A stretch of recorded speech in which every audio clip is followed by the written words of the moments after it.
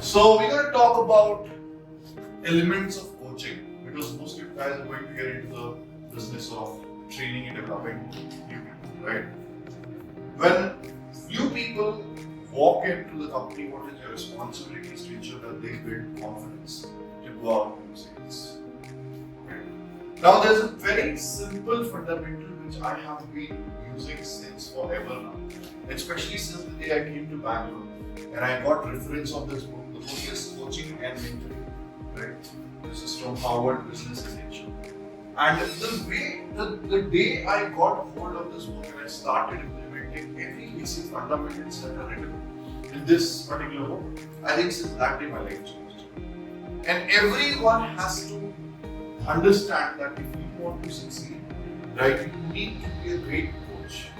Your ability to train and develop people is directly proportional to your growth in any industry, not just in our business. The more people that you can build, the more people you can develop, right? The more people you can replace, what's going to happen? You have more people working for you. You understand? And there's a very basic fundamental triangle which helps any individual turn around and become a top performer, right? So what is that basic fundamental triangle? I'm going to talk about that. Also, before starting up, I want you to write a definition what coaching is all about. Now, when you're talking about becoming a coach, now understand, it's like in basketball. Anybody plays basketball? Right? In basketball, there are 5 players which are going to play the game, and then there's a coach who's going to stay outside. Okay?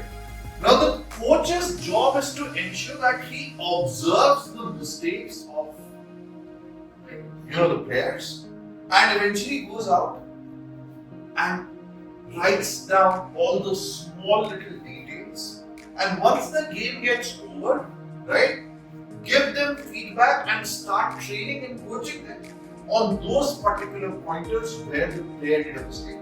Because the coach is not supposed to play the game. Coach's job basically is to identify performance gaps and fill those performance gaps by training them. Right? That's what a coach's profile is. And sometimes as trainers we don't realize what is coaching about. Coaching is not about playing. Coaching is about teaching people how to do what you do. You understand? So bookish definition I want to write down is it's an interactive process through which the trainers, write down this is an interactive process through which the trainers aim to solve performance problems and solve and develop employees or associates' capabilities. So end of the day, all what we want is a new person who has joined in the business. He or she needs to learn how to go out in business. You understand? Because when you do sales business, you have to teach sales. Now, as a trainer, your job changes. As a coach, your job changes. Now, some people are not able to make that shift from being a trainer because you just got promoted by doing some amount of forms, right? Some amount of sales, and you're like, okay, now I know how to sell. Great. But you need to break down coaching. Can I teach someone else whatever I can do? So if I can go out and do 3 sales a day, I need to teach my new people how to go out and do 3 sales a day. You understand? And that's not going to be easy because you are changing your complete profile. Initially, when you came in, you learned how to do sales, right? Now you have to learn how to coach people, and coaching means standing outside the game and observing somebody and identifying what are the problems that the person is having and how I can make him a better individual. You understand? So the simplest triangle I want you to write this down is elements of successful coaching. Number 1 is providing technical help. Right? Number 2 is personal support.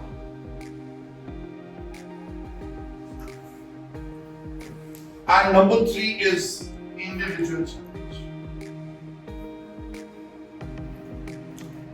What do we do? Technical technical help, personal support, and individual challenge. These are three super important elements of a successful team. Right? I'll brief you all of them, and then obviously creates an emotional bond that will help you to kind of retain that individual for a very long time in the business.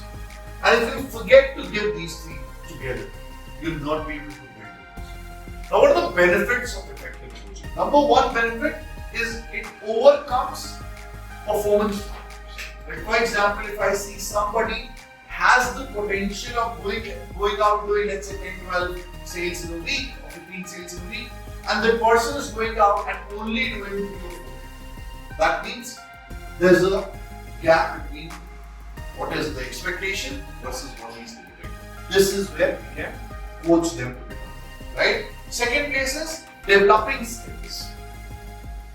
So coaching is not just about teaching people the basics of sales. It can be developing any form of skill. It can be training skill as well. So when I'm at level 2, when I start training people, I just don't train someone to go out to do sales, but I'm taking a trainer with me. I'm also showing them how to retrain. You understand? How to identify the challenges what the person is facing. So all these things are very, very important as well. The next thing is it helps you increasing productivity. So for example, if let's say somebody is able to do only 8-10 forms a week or 8-10 sales. Now what do I want is I want that person to go out to 15 sales, 20 sales. Then what do I do?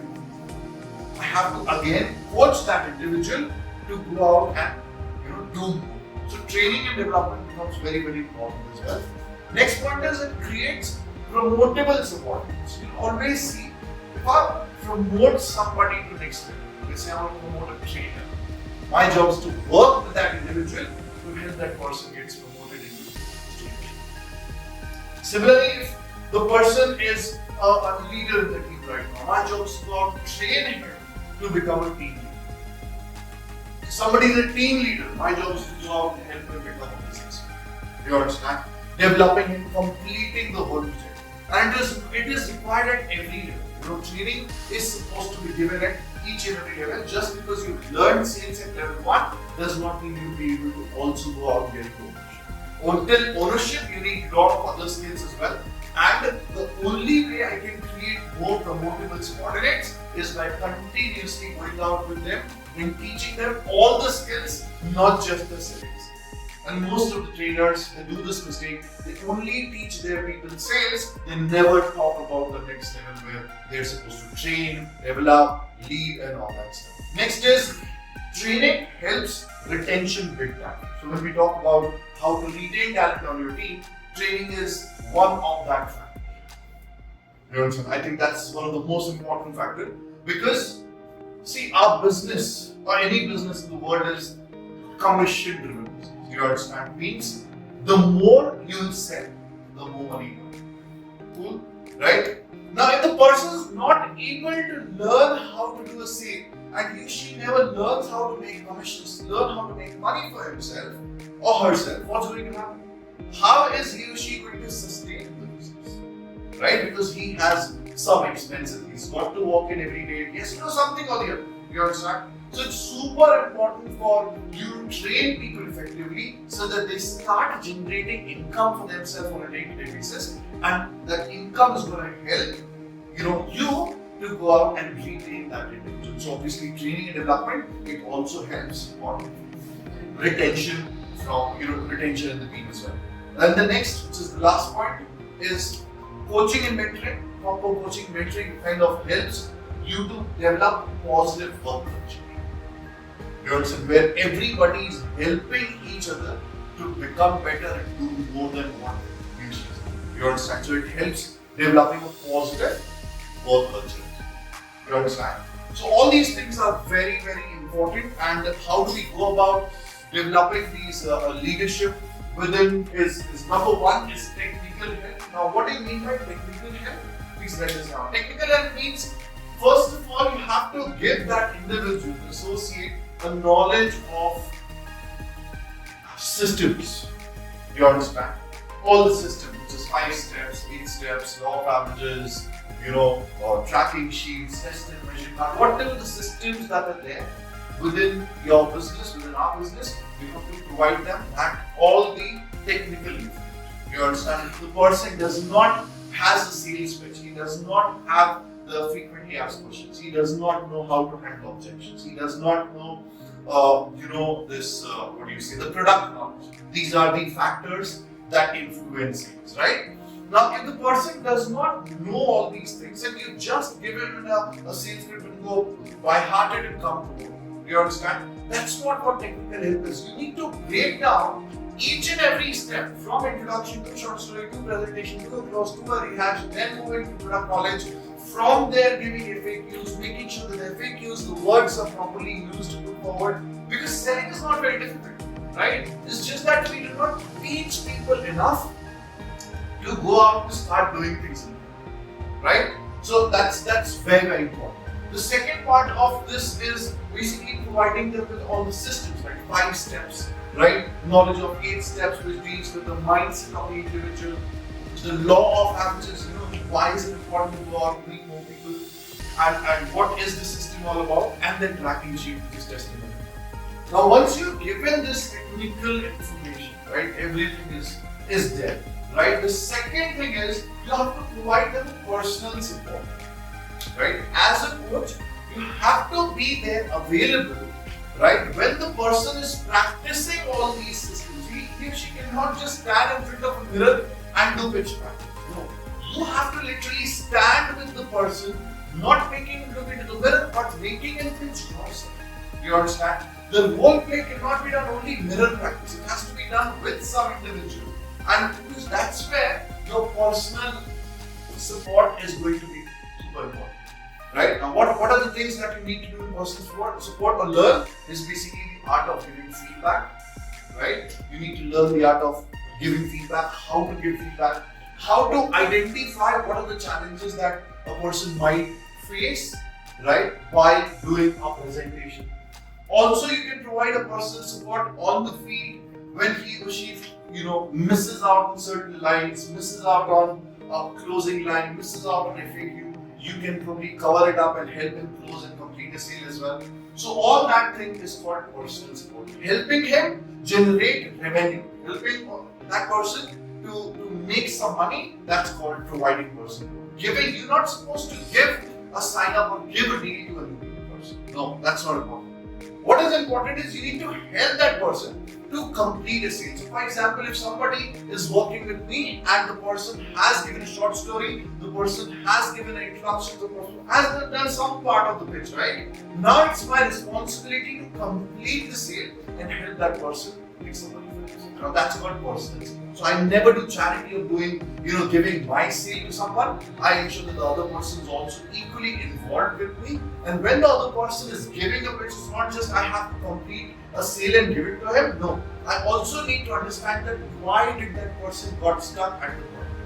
You understand? Whatever I had to help, why was the help, right? And then provide that kind of do a pitch practice once again, give him the feedback, help him understand the importance of all the systems and all the small little details and how you're using it.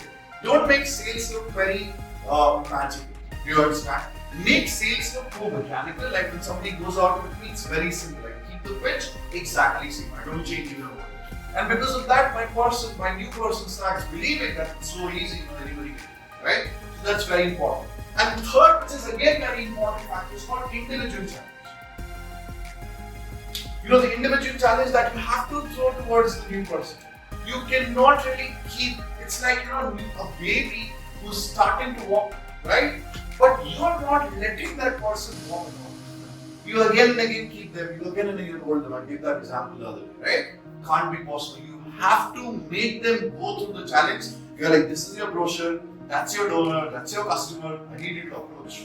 You understand? Go out and say anything. You have to remove the fear of rejection, from your business associates. That's when you become a great leader. You're a great teacher, right? So I'm going to show him a lot of presentations. Then I'm like, listen, now is your chance. That's your brochure. Today is your day. I'm going to be at the back foot. You're at the front foot. Take it off. You understand? I want to see how you're going out and delivering presentation. Wherever you're going to stop, I'm there. ready to provide the person. But I need you to take this challenge. I need you to give 25 presentations. I'm standing with you. You understand? I'm going to cover up my sale by giving another 10, 15 wherever, right? But I need to ensure that the new person, before becoming independent, before he starts doing sales all by himself, has to learn how to give 25, 30 presentations in a day, right? 536 o'clock in the job has to be done. That's how you develop people. You do not develop people just by, teaching him or doing pitching practice. And now you go out and, you just talking to your trainer friend and the other person is pitching and he's roaming around. It will not be done. You understand? Sales cannot be done now. It has to be with proper systems, right? With proper efforts, and that's the reason why every person that I take out usually comes through, because I work on all of these 3 things together, right? And when you're giving him a technical help, when you're providing person support, when you're providing individual challenge, there's a definite emotional bond that gets created. It's a very simple technique. You understand? And when that emotional bond is created, the person, a new person, also a human being, right? He also feels the emotion as much as you feel the emotion. And the person's like, this person's working so hard for me.